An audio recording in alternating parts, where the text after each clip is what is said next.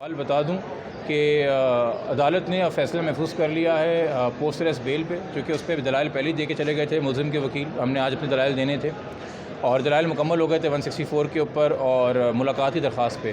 तो तीनों जो केसेस हैं वो ऑर्डर के लिए बुध को रखे हुए हैं। बुध को जो ऑर्डर आएगा वो आप लोगों के सामने होगा। आज जो अदालत ने ऑर्डर दिया है, मोहतरम अदालत की ओपिनियन और राय ये थी कि बच्ची जो कि माइनर है उसकी स्टेटमेंट जो है वो मैटर नहीं करती है, हमारा मौक़िफ़ है, इससे अदालत ने एग्री नहीं किया। और उन्होंने कहा कि बेल की स्टेज के ऊपर एक फर्दर इंक्वायरी का केस है। हम बहुत ही कहते हैं आज़ी के साथ और एहतराम के साथ अदालत के इस ऑर्डर से इख्तलाफ़ करते हैं, इख्तलाफ़ राय रखते हैं। हमारी reading of the law different है। यकीनी तौर पे मौजूद जज साहिबान भी कानून की इंटरप्रटेशन कर रहे हैं और हम भी कानून की इंटरप्रटेशन कर रहे हैं। मेरे ख़्याल में जज साहब की निगाह से अदालत कहना चाहिए, अदालत की निगाह से जो बात नहीं गुजरी कि जो सेक्शंस या जो केस लॉ मैंने दिया था माइनर होने पे बच्ची की स्टेटमेंट के हवाले से, ये पॉइंट ऑफ लॉ पे था, ये पॉइंट ऑफ बेल पे नहीं था। ये कानून की इंटरप्रटेशन पे था कि किडनैपिंग के लॉ की इंटरप्रटेशन क्या है, कि कंसेंट रज़ामंदी किसकी देखी जाती है, बच्चे की या वालिदैन की। तो इसलिए बच्ची की रज़ामंदी यानी कि बच्ची की जो स्टेटमेंट है, चूँकि वो कोई कंसर्न नहीं है, तो ये केस लॉ हवाले से वाज़ेह है। बेल के हवाले से मैंने ऑलरेडी जैसा आपको दूसरे लॉज दिए थे, जो कि खैर ऑर्डर के अंदर रिफ्लेक्टेड नहीं है, बट वो होता है, रूटीन की बात है, सारे ऑर्डर्स कभी रिप्रोड्यूस नहीं भी होते उसके अंदर।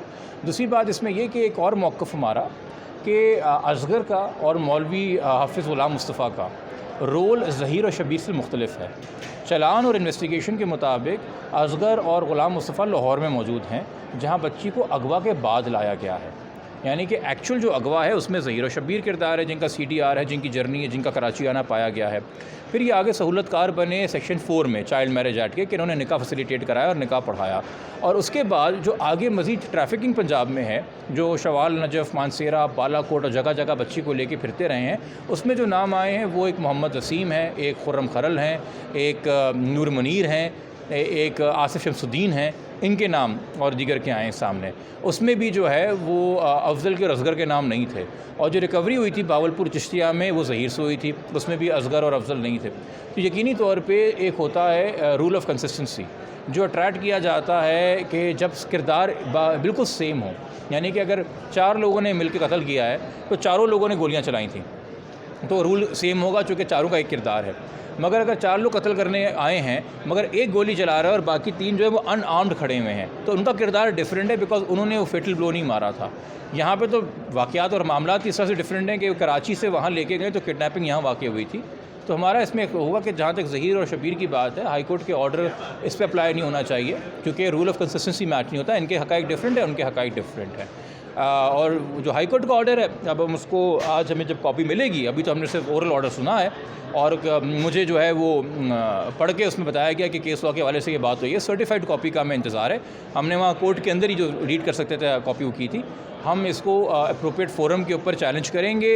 इस हवाले से इस वक्त हमारे अंदर एक मशवरा होगा और हम आपको बता देंगे कि इसमें हम सुप्रीम कोर्ट जा रहे हैं कि नहीं। और हमें अगर लगा कि एक ऑर्डर होता है जिसको हम कहते हैं परवर्स इन लॉ, एक होता है फैक्चुअली मिसरीड करना ऑर्डर को, और एक होता है कि जी कानून का सही इतलाक़ ना होना। ये आपको याद होगा मुरीद अब्बास केस में भी ये हो चुका है। उस कत्ल केस के अंदर आज़ुल ज़मान को बेल मिली थी, हाई कोर्ट ने बेल दी थी, और फिर सुप्रीम कोर्ट ने सेटिसाइड की वो बेल ये कह के कि ये ऑर्डर परवर्स इन लॉ है, लॉ का सही इतलाक़ नहीं किया गया। ये ऐसा होता है, ये रूटीन की बातें हैं। बस मौजूद अदालत की राय बहुत काबिल एहतराम है, अदालतों का एहतराम बहुत है हमारे लिए। हम इंटरप्रटेशन से इख्तलाफ करते हैं तो हम शायद इसके लिए सुप्रीम कोर्ट से रुजू करेंगे। अच्छा भाई, आज जो 3 दरख्वास्तें थी उसमें क्या हुआ और आपके दलाइल आज क्या थे? देखिए, आज मैंने कहा ना 164 की और जो मुलाकात की दरख्वास्त है उसके दलाइल तो पहले ही मुकम्मल हो चुके थे। आज बेल के ऊपर, जो कि प्री अरेस्ट बेल के अंदर मेन ग्राउंड होता है कि आपने मेलाफाइडे दिखाना है मुद्दई मुकदमा का और पुलिस का, कि ये दोनों मिलकर मुझे फंसा रहे हैं। और पोस्ट अरेस्ट बेल में आपने दिखाना होता है कि मैटर फर्दर इंक्वायरी का है कि नहीं है। तो चलान में और इन्वेस्टिगेशन में जो चीज़ ऑलरेडी फर्दर इंक्वायरी के ज़िम्मे में नहीं आती हैं, जो ऑलरेडी तय हो चुकी हैं ब्लैक एंड वाइट में, वो हमने अदालत के सामने रखी हैं कि ये फैक्ट्स जो हैं वो अनडिस्प्यूटेड हैं, इनकी रोशनी में ऑफेंस मेड आउट है। ठीक है, थैंक यू।